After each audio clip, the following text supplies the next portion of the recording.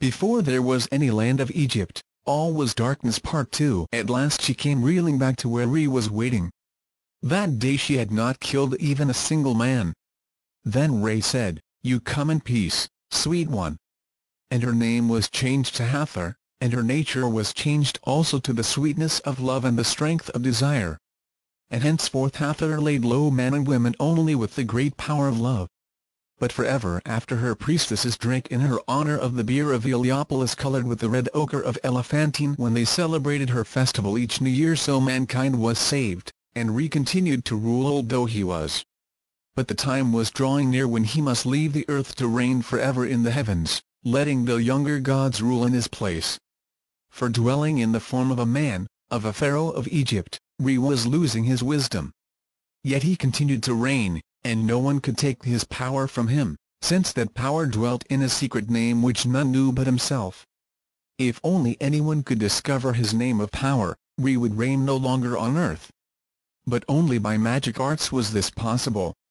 Gib and Nut had children. These were the younger gods whose day had come to rule, and their names were Osiris and Isis, Nephthys and Seth. Of these Isis was the wisest. She was cleverer than 1,000,000 men. Her knowledge was greater than that of 1,000,000 of the noble dead. She knew all things in heaven and earth, except only for the secret name of Re, and that she now set herself to learn by guile. Now Re was growing older every day. As he passed across the land of Egypt his head shook from side to side with age, his jaw trembled, and he dribbled at the mouth as do the very old among men.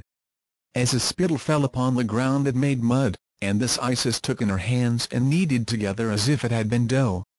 Then she formed it into the shape of a serpent, making the first cobra, the Urauis, which ever after was the symbol of royalty worn by Pharaoh and his queen. Isis placed the first cobra in the dust of the road by which Re passed each day as he went through his two kingdoms of Upper and Lower Egypt. As Re passed by the cobra bit him and then vanished into the grass. But the venom of its bite coursed through his veins, and for a while Re was speechless, save for one great cry of pain which rang across the earth from the eastern to the western horizon. The gods who followed him crowded round, asking, "What is it? What ails you?" But he could find no words. His lips trembled and he shuddered in all his limbs, while the poison spread over his body as the Nile spreads over Egypt at the inundation. When at last he could speak, Re said, "Help me, you whom I have made. Something has hurt me, and I do not know what it is. I created all things, yet this thing I did not make. It is a pain such as I have never known before, and no other pain is equal to it. Yet who can hurt me? For none knows my secret name which is hidden in my heart, giving me all power and guarding me against the magic of both wizard and witch. Nevertheless, as I pass through the world which I have created, through the two lands that are my special care, something stung me. It is like fire, yet is not fire. It is like water and not water. I burn and I shiver, while all my limbs tremble. So call before me all the gods who have skill in healing and knowledge of magic, and wisdom that reaches to the heavens." Then all the gods came to Re, weeping and lamenting at the terrible thing which had befallen him. With them came Isis, the healer, the queen of magic, who breathes the breath of life and knows words to revive those who are dying. And she said, "What is it, divine father? Has a snake bitten you? Has a creature of your own creating lifted up its head against you? I will drive it out by the magic that is mine, and make it tremble and fall down before your glory."